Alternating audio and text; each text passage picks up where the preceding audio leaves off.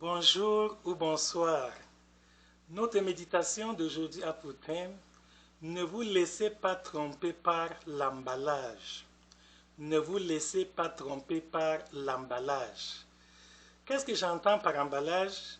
Je sais qu'habituellement, quand nous voulons offrir un beau cadeau à quelqu'un, nous cherchons quelque chose de solide, de précieux, de présentable. Nous achetons même dans les magasins un emballage vraiment très beau avec lequel nous allons empaqueter le cadeau d'anniversaire ou le cadeau de mariage que nous voulons offrir à notre frère ou à notre ami, en sorte que, à première vue, dès que la personne, le récipiendaire, heureuse, voit déjà le paquet, il sait que ça contient quelque chose de précieux, que certainement dans ce paquet, il y a un cadeau exceptionnel pour lequel tu as dépensé beaucoup d'argent. Bien, ça c'est pour nous les hommes. Mais j'aimerais préciser que très souvent, Dieu n'agit pas de la même manière. La Bible dit que autant les cieux sont élevés au-dessus de la terre, autant les pensées de Dieu sont élevées au-dessus de nos pensées. Donc, Dieu, à contrario de ce que nous faisons, cache souvent ses cadeaux dans des emballages a priori méprisables, des emballages a priori bizarres, c'est-à-dire c'est pas très attirant. Quand Dieu veut t'offrir quelque chose, parfois Dieu utilise un emballage qui est même déconcertant, c'est-à-dire que c'est presque repoussant, c'est répulsif, ça ne te donne même pas envie de le recevoir. Et c'est justement l'erreur de beaucoup de personnes. Et pour mieux illustrer ce message, j'aimerais prendre un exemple biblique très simple que tout le monde connaît, l'exemple du Seigneur Jésus-Christ. Le peuple juif a prié pendant des centaines d'années pour la venue du Messie, parce que c'est Dieu lui-même qui leur avait annoncé par les prophètes qu'il va leur envoyer un Messie, un Rédempteur, qui va les délivrer de leur situation. Ils se sont donc appliqués pendant de nombreuses décennies dans la prière, la méditation, le jeûne, pour préparer la venue de ce Sauveur. Mais paradoxalement, quand le Messie est venu, les Juifs ne l'ont pas reconnu. Tout simplement pourquoi? Parce que le Messie n'est pas venu sous la forme qu'ils attendaient. C'est-à-dire que Dieu a envoyé le paquet, le cadeau qu'ils attendaient, mais pas avec l'emballage qu'ils espéraient. Ils avaient déjà dans leur tête un schéma bien précis que le Messie doit venir comme un grand roi, un homme très élevé en dignité, quelqu'un qui sera accueilli par les grandes familles royales de l'époque, quelqu'un qui va naître d'une famille noble. Il s'attendait à ce que le Messie serait un grand personnage et qu'à l'heure de sa venue, on va faire la mise en place de la population, toutes les autorités administratives, politiques, religieuses, économiques, etc. vont être rassemblées pour l'accueillir. On va faire la mise en place de la population, on va le présenter solennellement à tout Israël.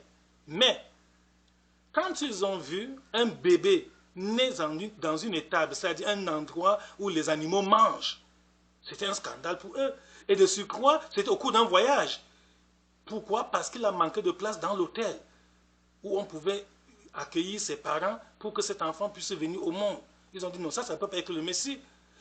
Autre emballage que Dieu a utilisé, le fait que le père adoptif de Jésus était un simple charpentier. Ce n'était pas quelqu'un de très élevé en dignité dans la société. Ce n'était pas l'une des grandes autorités, l'une des grandes personnalités de l'époque. C'était un simple Joseph, qui était le père adoptif de Jésus, était juste un humble charpentier, c'est-à-dire un homme comme tout le monde. Les Juifs vont dire que ça ne peut pas être le Messie. N'oublions pas même la ville de laquelle Jésus est venu. Nazareth. C'était une ville très méprisée, si bien que Philippe, dans Jean chapitre 1, verset 46, a demandé à Nathanaël qui lui disait de venir voir le Messie. Mais comment? Est-ce que quelque chose de bon peut venir de Nazareth?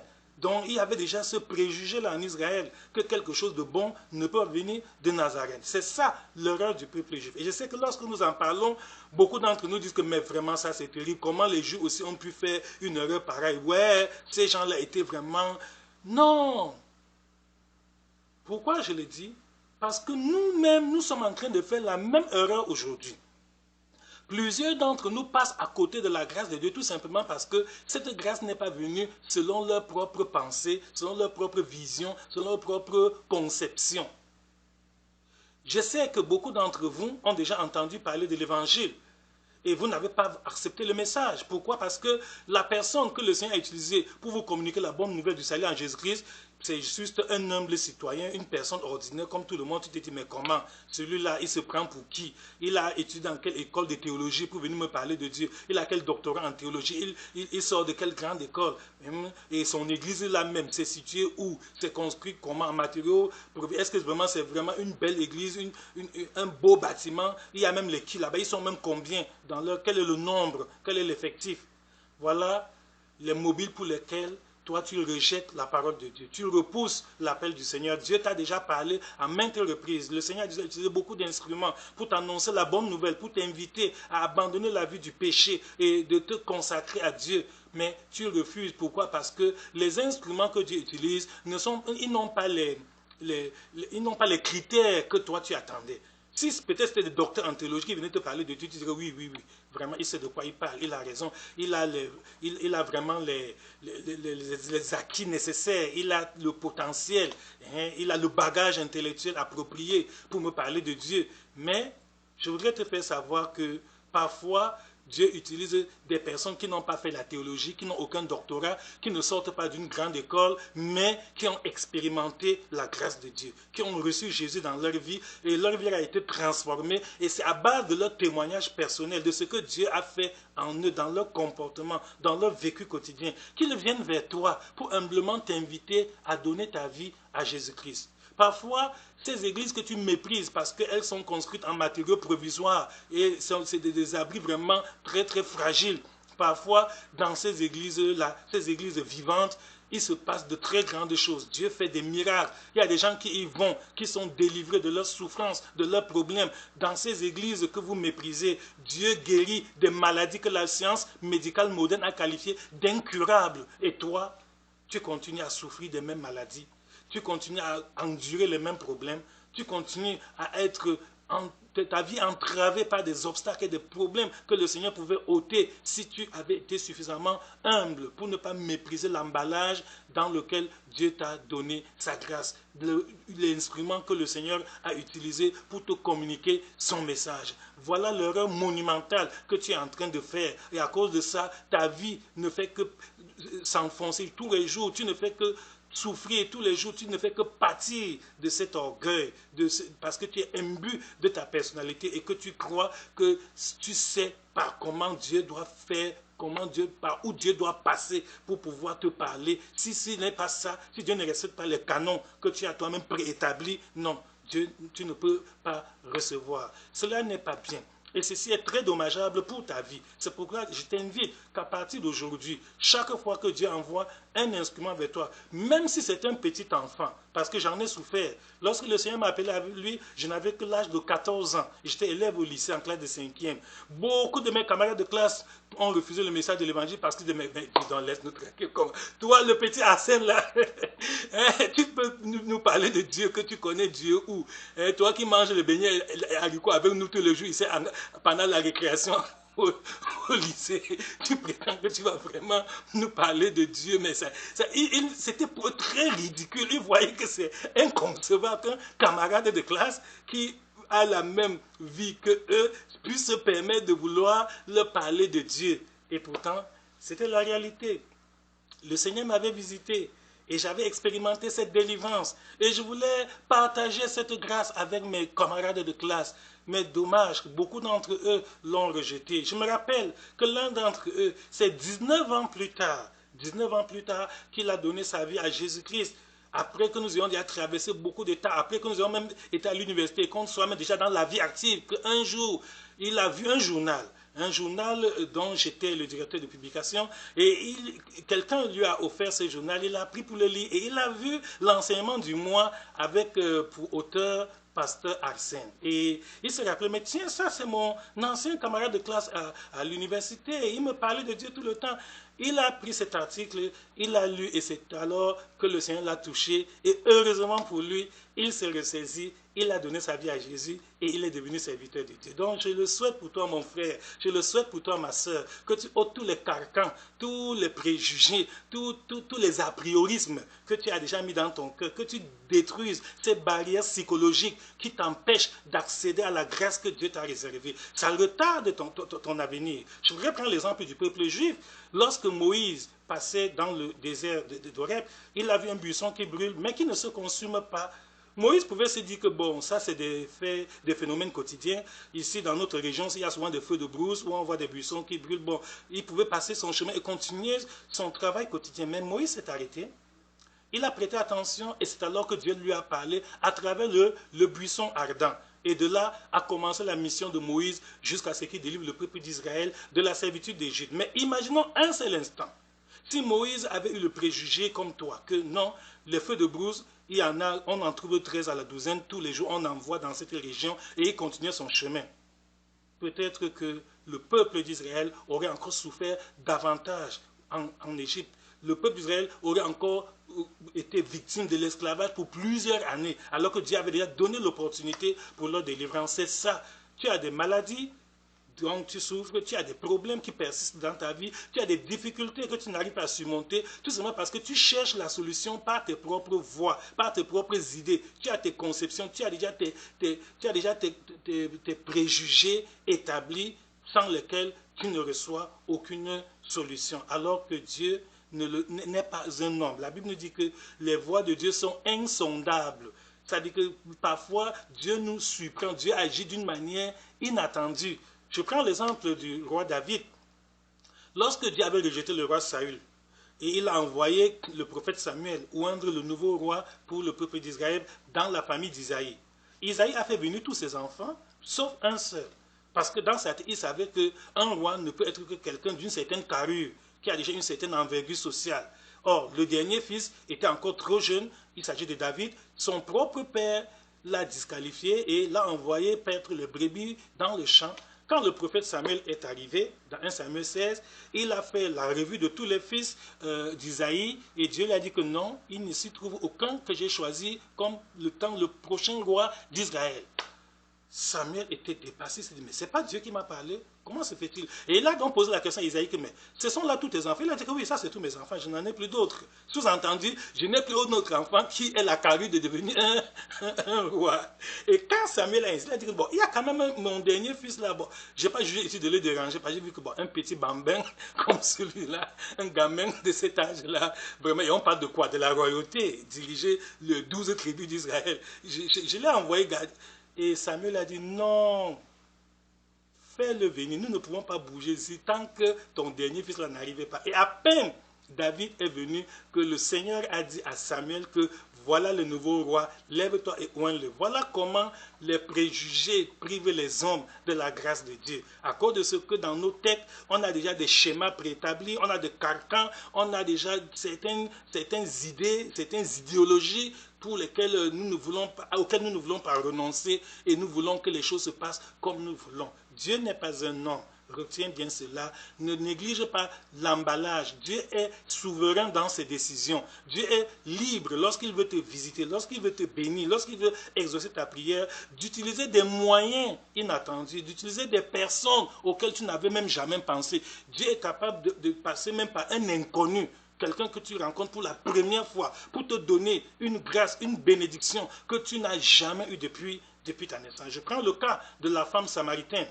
Lorsqu'elle est allée puiser de l'eau dans Jean chapitre 4, elle a trouvé Jésus au bord de l'eau. Et quand Jésus lui a demandé de l'eau à boire, elle lui a dit, mais comment? Toi, tu es juif et moi je suis samaritain. Comment tu peux me demander de l'eau à moi qui suis une samaritaine? Vous voyez le tribalisme. Aujourd'hui, beaucoup de personnes perdent la grâce de Dieu, passent à côté des bénédictions du Seigneur parce que ces personnes sont imbues de tribalisme. Tu te dis que non, si quelqu'un n'est pas de la même tribu que moi, si quelqu'un n'est pas de la même nationalité que moi, si quelqu'un n'est pas de la même couleur noire que moi, non, Dieu n'est pas limité par tout cela. Dieu est libre, il est souverain dans ses décisions. Dieu peut utiliser un blanc comme un noir ou quelqu'un de n'importe quelle race, puisque tous sont des créatures de Dieu. Dieu peut utiliser quelqu'un de n'importe quelle nationalité pour t'accorder un privilège. Alors que si tu es borné dans ta tête que non, je ne peux traiter qu'avec les gens originaires du même pays que moi, originaires de la même tribu que moi, tu vas passer à côté de la grâce de Dieu. Heureusement, la femme samaritaine s'est ressaisie. Elle a abandonné ses idées de tribalisme et elle a écouté le Seigneur.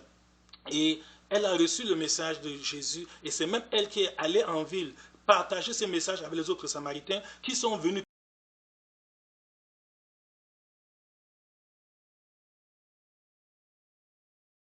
Tous les habitants de ce village sont venus et ont accepté l'évangile et ont dit à la femme que nous croyons maintenant, non plus seulement à cause de ce que tu nous as dit, mais parce que nous-mêmes nous l'avons écouté, nous l'avons suivi et nous sommes convaincus qu'il est vraiment le sauveur du monde. Mais à l'origine, le tribalisme a failli priver et cette femme et tous les habitants de ce village d'une grâce exceptionnelle que Dieu voulait leur donner ce jour-là. Et toi, mon frère qui m'écoute maintenant, et toi, ma soeur qui suit ce message, combien de fois es-tu passé à côté des bénédictions de Dieu à cause de tes idées tribalistes, de tes idées nationalistes, de tes idées de discrimination raciale, à cause de préjugés défavorables? Et tu te dis que les gens qui sont comme ça ne peuvent pas. Je sais déjà que quelqu'un qui est comme ça, non. Dieu n'est pas un homme, Dieu n'est pas limité. Même en matière d'emploi, il y a beaucoup de gens qui cherchent le travail, mais qui n'ont pas encore pu trouver. Pourquoi? Parce que Dieu n'est pas venu leur donner un emploi de la manière dont ils s'y attendaient. C'est-à-dire, se disaient que bon, mon premier poste doit être quelque chose de très grand, de représentatif, d'envergure, etc. Alors que parfois, Dieu peut vouloir que tu commences par un poste de travail très humble, hein, une position initiale, juste tu es comme un débutant, et par là, le Seigneur te fait gravir les échelles. Tu vas monter dans la chaîne et après avoir gravi des échelons, un jour, tu te retrouveras à un poste très élevé. Ou bien, Dieu peut faire que tu entres dans une entreprise, dans un lieu de service, par un poste vraiment, je dirais, dérisoire. C'est-à-dire que même les gens, tu as même honte au quartier de dire qu'on m'a recruté pour être balayeur, pour être juste un agent d'entretien quelque part. Et pourtant, le Seigneur sait, dans sa préscience, parce que Dieu est omniscient, Dieu sait ce que nous ne savons pas, Dieu connaît l'avenir, Dieu sait que c'est là-bas que tu rencontreras maintenant quelqu'un qui va tu auras une connexion avec quelqu'un qui va te permettre d'accéder au vrai travail que tu cherches, l'emploi idéal pour lequel tu rêves, qui est l'objet de tes sujets de prière, de tes recherches, de tes investigations. Le Seigneur veut que tu passes d'abord par cet humble métier et par là, il va te donner la connexion avec, il va t'ouvrir de grandes portes, il va te donner de plus grandes opportunités. Donc, même en matière d'emploi, ne méprise pas l'emballage par lequel Dieu va passer, que Dieu va utiliser pour empaqueter, pour emballer la bénédiction, le bon travail, le bon poste de responsabilité auquel tu aspires. Même en matière de mariage. Il arrive souvent que les gens ont des préjugés dans la tête que bon, mon fiancé doit être ceci, doit être cela. Ok, Dieu, dans sa bonté infinie pour toi, peut savoir que le genre que tu cherches là, ce n'est pas ça qui est bien pour toi. Parce qu'il connaît l'avenir. Il sait ce qui va arriver d'ici 10, 20, 50 ans. Nous jugeons tout à partir du présent et de quelques événements du passé auxquels nous nous référons. Mais lui, il connaît tout. Et Dieu peut donc faire que la personne qui va être ton époux ou ton épouse ne soit pas a priori le genre que toi-même tu as mis dans tes critères. Et si tu ne te ressaisis pas, si tu n'es pas suffisamment humble pour pouvoir t'adapter, pour pouvoir accepter, pour pouvoir te soumettre à la volonté de Dieu, tu verras que tu passeras à côté de cette grâce. Je me rappelle, pour ceux qui sont chrétiens et qui prient déjà, qu'il y a des sujets de prière que nous continuons à adresser à Dieu aujourd'hui, alors que Dieu les a déjà exaucés depuis très longtemps, mais nous n'avons pas reconnu le bras du Seigneur.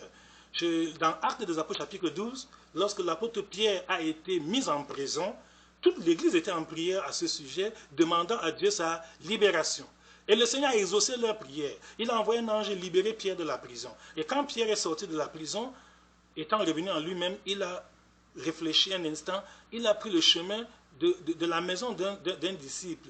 Et c'est justement dans la maison de ce disciple que les enfants de Dieu étaient réunis et ils priaient. Et quand Pierre a frappé à la porte, une servante nommée Rhode est venue regarder. Elle a vu que c'est Pierre et au lieu d'ouvrir la porte, elle est d'abord rentrée vers ceux qui étaient en prière pour leur dire que Dieu a exaucé notre prière.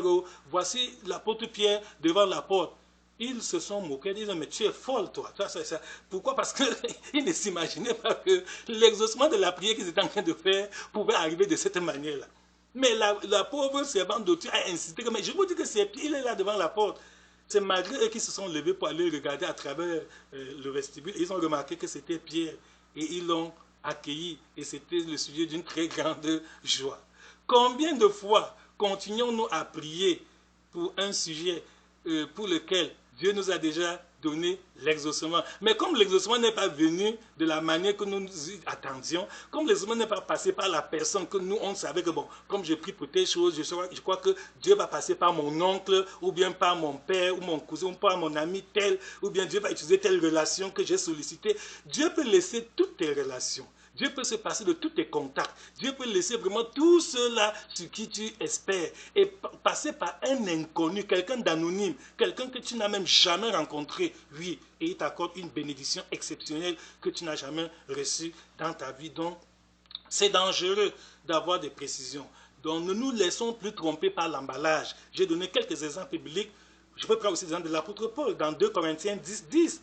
L'apôtre Paul dit que les Corinthiens le méprisaient parce que, disent-ils, quand il était physiquement présent, il n'était pas tellement influent, mais quand il leur écrit de loin, ses lettres sont puissantes. Vous voyez, Paul, physiquement, n'était pas très influent, il n'avait pas un gabarit vraiment respectable, comme on dit, mais c'était un instrument du Seigneur. Regardons dans le Nouveau Testament combien d'épîtres Paul a écrites. Regardons les révélations profondes, les choses vraiment exceptionnelles que le Saint-Esprit nous a révélées à travers l'apôtre Paul. Bien qu'il n'ait pas un physique impressionnant, bien qu'il n'ait pas une apparence vraiment qui puisse obliger les gens à l'écouter.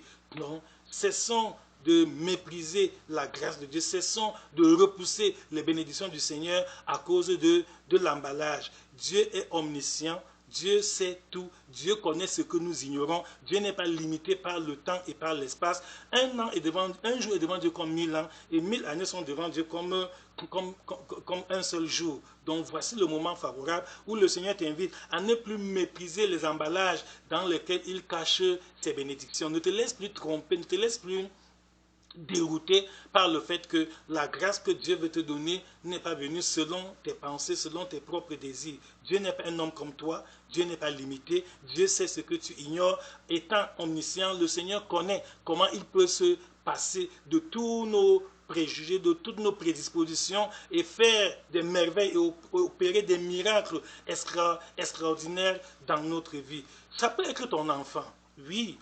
Dieu peut passer par ton propre enfant que tu as mis au monde pour te donner une idée, une suggestion vraiment qui va être salutaire et pour toute la famille. Il te dit, mais comment, regarde, ce bébé que j'ai porté hier, qu'est-ce qu'il peut même, il connaît quoi, il a quelle expérience de la vie. Alors que ce n'est pas lui qui parle, c'est Dieu. Donc, quelle est la solution? La solution est que soyons humbles, ayons des cœurs réceptifs. Chaque fois que le Seigneur apporte quelque chose devant toi, ne repousse pas d'emblée. La Bible dit dans 1 Thessaloniciens chapitre 5, verset 21, examinez toutes choses, retenez ce qui est bon. Il ne faut jamais repousser quelque chose sans examiner. Prends du temps, prends du recul, essaie un peu de te calmer. Laisse tes ardeurs, laisse tes préjugés, laisse tes prédispositions.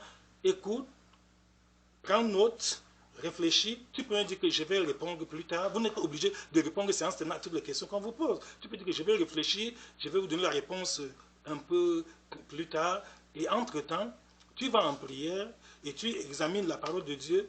Le Seigneur va t'éclairer. Si tu es sincère, si vraiment tu veux faire sa volonté, si le Seigneur voit en toi cette bonne disposition du cœur, Dieu va t'orienter et tu ne pourras plus mépriser ses bénédictions à cause de l'emballage bizarre, l'emballage repulsif par lequel il te les a offerts. Donc, sois humble.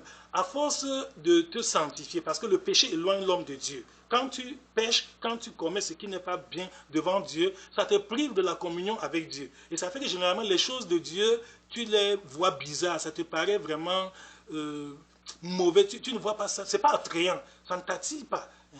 Effectivement, comme le prophète Samuel avait dit que l'homme regarde à l'apparence, mais Dieu regarde au cœur. Donc, les hommes aiment souvent ce qui frappe les regards, les choses qui sont apparemment séduisantes, qui sont vraiment tellement bien présentées. Non, Dieu n'est pas obligé d'utiliser les mêmes canons que les hommes lorsqu'il nous visite. C'est ça dans Luc 19, 41. Jésus pleure sur Jérusalem. Il dit, Jérusalem, Jérusalem, combien de fois j'ai voulu rassembler tes enfants, mais tu ne l'as pas voulu. Et il dit qu'il viendra sur toi des jours où il ne restera ni pierre sur pierre. Pourquoi? Parce que tes ennemis vont t'environner de tranchées. Ils te seront de toutes parts. Pourquoi? Parce que tu n'as pas connu en quel temps tu as été visité. Jésus dit, Jérusalem, tu n'as pas connu en quel temps Dieu t'a visité. Mon frère, ma soeur qui m'écoute maintenant, prends garde au temps où Dieu te visite. Prends garde de rater le moment de la visitation du Seigneur. Cette visitation peut être à travers une personne que tu connais ou une personne que tu ne connais pas. Cette visitation peut venir, Dieu peut te bénir à travers quelqu'un qui a des moyens, tout comme quelqu'un qui n'en a pas. Donc, quel que soit l'instrument que Dieu utilise, sois seulement humble et réceptif. Et si tu es sanctifié, si tu mènes une vie digne de l'évangile, tu verras que ça va cultiver en toi cette sensibilité spirituelle à reconnaître les choses de Dieu. Tu auras ce discernement, même malgré les apparences, malgré tous les malgrés, tu sauras discerner que il y a la main de Dieu derrière ce qui se passe, derrière ce que je vois. Parce que la parole dit que toute chose concourt au bien de ceux qui aiment Dieu. Donc, toute chose ne concourt pas au bien de toute personne. Toute chose concourt au bien uniquement de ceux qui aiment Dieu. Et que veut dire aimer Dieu? Jésus a dit, si vous m'aimez, Jean 14, 15, si vous m'aimez, gardez mes commandements. Quand tu gardes le commandement de Dieu, cela prouve que tu aimes Dieu. Et à ce moment, tout ce qui peut t'arriver, vraiment ne t'en fais, ne te gêne pas. Le Seigneur passera par là. Parfois, Dieu peut utiliser quelqu'un qui d'habitude ne te fait pas du bien. Mais Dieu veut passer par lui ce jour-là spécialement pour te visiter, pour exaucer ta prière. Je prends l'exemple de 1 Roi chapitre 22. Lorsque le roi a demandé à son collègue que, mais est-ce qu'il n'y a pas un autre prophète par lequel nous pouvons consulter l'Éternel? Le roi a dit, il y a un dernier prophète, il s'appelle Michée, mais il ne me prophétise rien de bon.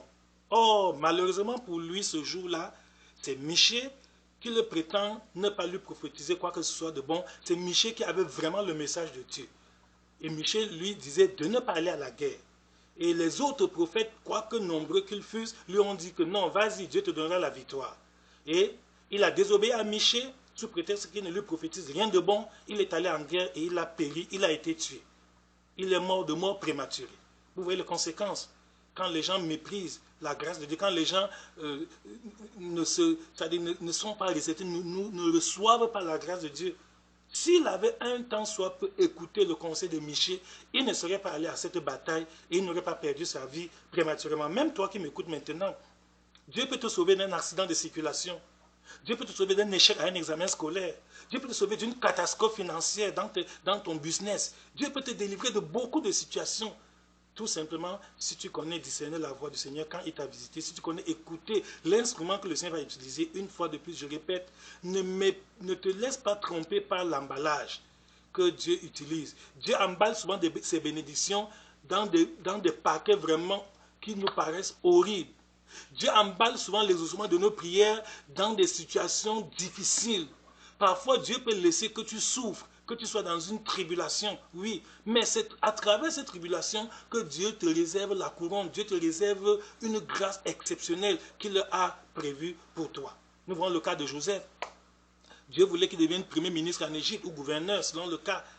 Mais cela n'a pas empêché que Dieu laisse qu'il soit jeté dans une citerne par ses propres frères, qu'il soit vendu comme marchandise, comme esclave à des marchands ismaélites qui l'ont revendu à leur tour vraiment comme une marchandise à Potiphar.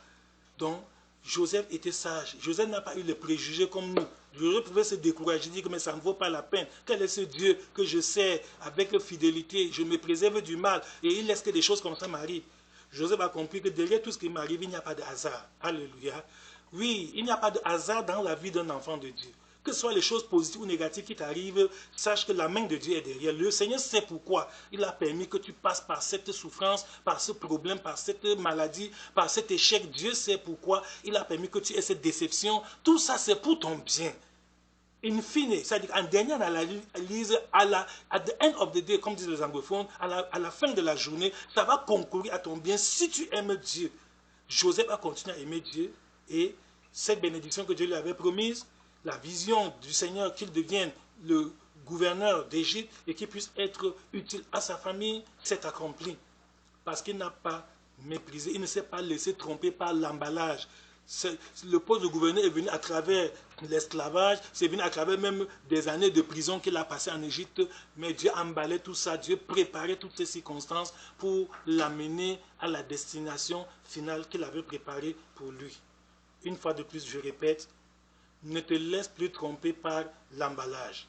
Quand tu es devant une situation et que Dieu utilise un instrument de son choix, puisqu'il est souverain dans ses décisions, pour te parler, ne repousse pas d'emblée, ne dis pas a priori que non, non, non, je ne veux pas avoir affaire à ça, je ne veux pas écouter, celui-là ne peut rien me faire, je n'attends rien de lui, il ne peut... Non, Dieu sait pourquoi il utilise cet instrument-là pour t'envoyer sa bénédiction. Voici le moment favorable pour toi de te ressaisir et d'ôter l'orgueil, les prétentions, les préjugés, tout ce que tu as comme idée reçue, c'est-à-dire les clichés que tu as déjà mis dans ton cœur et qui vraiment sont pour toi comme un absolu. Non, ce n'est pas bien. Dans 1 Corinthiens, chapitre 1, verset 26 à 29, la Bible dit que Dieu parfois utilise les choses folles pour confondre les sages. Dieu utilise les choses faibles pour confondre les fortes. Parfois, Dieu utilise les choses qui ne sont point. C'est-à-dire, et effectivement, Paul dit aux Corinthiens que regardez, parmi vous qui avez cru, il n'y a même pas tellement de grands selon ce monde, il n'y a même pas les sages selon ceci, il n'y a pas de grands intellectuels. Pourquoi? Parce que Dieu cache souvent de grandes choses dans la simplicité. Alléluia. Oui, Dieu aime agir dans la simplicité. C'est ça. Dieu cache. Le plus souvent, Dieu vient déjouer tous nos pronostics, toutes nos analyses, tout ce que nous on avait fait comme réflexion, comme vraiment, on avait déjà mis tous les points sur les i. Dieu vient se passer de tous nos pronostics et dans la simplicité totale, Dieu t'apporte une grâce, une bénédiction. Dieu te visite, Dieu te donne quelque chose d'exceptionnel que tu cherchais depuis longtemps. Et puisqu'il n'a pas emballé ça dans le genre d'enveloppe que toi tu aimes, il n'a pas utilisé la personne que toi tu aimes, il n'a pas utilisé les circonstances que toi tu aimes, il n'a pas utilisé le genre de personne qui te plaît, puisque Dieu n'est pas passé par le genre de situation que toi tu aimes, alors tu te dis que non, non, non, non, ça ne peut pas être Dieu ça. Voilà, sois sage, ne te laisse plus tromper par l'emballage. J'ai une bonne nouvelle pour toi avant d'achever ce message. La bonne nouvelle que je voudrais t'annoncer est que Dieu t'aime. Et quelles que soient les erreurs du passé, quelles que soient vraiment toutes les illusions que tu t'es faites autrefois, quels que soient les moments où tu as refusé le plan de Dieu, où tu as rejeté la grâce de Dieu, parce que cette grâce n'est pas venue selon tes propres préjugés, tes propres clichés, tes propres réflexions, il n'est pas tard pour toi. Le Seigneur est le Dieu d'amour. Et il ne veut pas la mort d'un pécheur. Il veut que tu te repentes et que tu vives. Donc il est temps aujourd'hui que tu te ressaisisses, que tu reviennes en toi-même et que tu rentres à ton Créateur, que tu t'humilies humblement devant Dieu, Seigneur, que ta volonté se fasse. Et quand tu dis Seigneur que ta volonté se fasse, que ce soit sincère. Parce qu'il y a des gens qui disent Seigneur que ta volonté se fasse, mais ils sous-entendent Seigneur que ta volonté se fasse seulement ici et non pas là-bas. Non, tu ne dois pas orienter la volonté de Dieu dans ta vie. Laisse que la volonté de Dieu se fasse comme Dieu le veut lui-même. Parce que Dieu est souverain et puis Dieu est omniscient. C'est à cause de ta petite connaissance, de tes petites expériences que tu souhaiterais que la volonté de Dieu se fasse à droite et non pas à gauche. Mais Dieu qui connaît l'avenir, Dieu qui connaît ce que tu ignores, Dieu qui est omniscient, il sait en réalité où se trouve ton bonheur. Donc, sois humble. J'ai une bonne nouvelle pour toi. Tu peux te repentir maintenant. Tu peux demander pardon à Dieu pour tout ton orgueil, pour tous tes préjugés, pour toutes tes prétentions. Demande pardon au Seigneur. Repends-toi sincèrement. Demande-lui pardon pour tu as beaucoup résisté à la voix de Dieu. Tu as beaucoup repoussé la grâce de Dieu. Tu as beaucoup dénigré ce que Dieu t'apporte. Et soumets-toi. Dis Seigneur, désormais, je me soumets humblement à ta volonté. Je vais obéir à ta voix. Je vais suivre tes instructions. Je vais faire ce que tu me demandes. Je vais accepter humblement tout ce que tu m'offres parce que je sais que tu veux mon bien. Dieu t'aime plus que toi-même. Et Dieu sait ce qui est bon pour toi plus que toi-même. Donc le choix de Dieu est le meilleur. Le temps de Dieu est le meilleur. Dieu n'est jamais en retard dans son plan pour la vie d'une personne. Et comme je l'ai dit tout à l'heure, il n'y a pas de hasard dans ta vie. Tout ce qui t'arrive, Dieu a laissé cela exprès pour ton bien, pour te façonner, parce qu'il est le divin potier et tu es l'argile dans ses mains. Dieu est en train de te mouler pour te donner un avenir, de l'espérance. Dieu a fait pour toi des projets de paix et de bonheur. Dieu veut te donner vraiment un avenir radieux. Mais pour que cela s'accomplisse, laisse que le Seigneur lui-même puisse disposer de ta vie comme bon lui semble, que laisse le temps et les circonstances être ordonnés, les événements de ta vie soient dirigés par la main invisible du Tout-Puissant. Un jour tu rendras témoignage que je n'ai plus raté la grâce de Dieu à partir du moment où j'ai cessé de mépriser les emballages avec lesquels Dieu emballait mes bénédictions, les emballages apparemment hideux, répulsifs, les emballages bizarres à travers lesquels Dieu emballait l'exaucement de mes prières, que depuis ce jour-là, ma vie a connu un tournant décisif, j'ai pris un nouveau départ, j'ai expérimenté des grâces exceptionnelles, j'ai joui des bénédictions de Dieu. Tu verras que tu vas entrer dans une nouvelle saison et la grâce de Dieu va te préserver des échecs que tu as longtemps vécu. Maintenant que ce message t'ouvre les portes des écluses des cieux, que ce message t'aide à accéder à la grâce du Seigneur dans sa plénitude, que par ce message, le Seigneur te libère de tous les carcans, tous les préjugés, tous les clichés, toutes les idées préconçues, tous les a priori que tu avais dans ta tête, que par ce message, Dieu fasse de toi une nouvelle créature, que tu deviennes une personne nouvelle et que tu jouisses de sa grâce, de ses bénédictions, que jour après jour, sa main puissante t'accompagne, te guide, te bénisse, te fasse fleurir, te fasse épanouir, te rende heureux et que ton témoignage serve aussi à édifier d'autres personnes dans le nom de Jésus. Que la grâce de Dieu repose sur toi par ce message. Au nom de Jésus-Christ. Amen. Amen. Amen.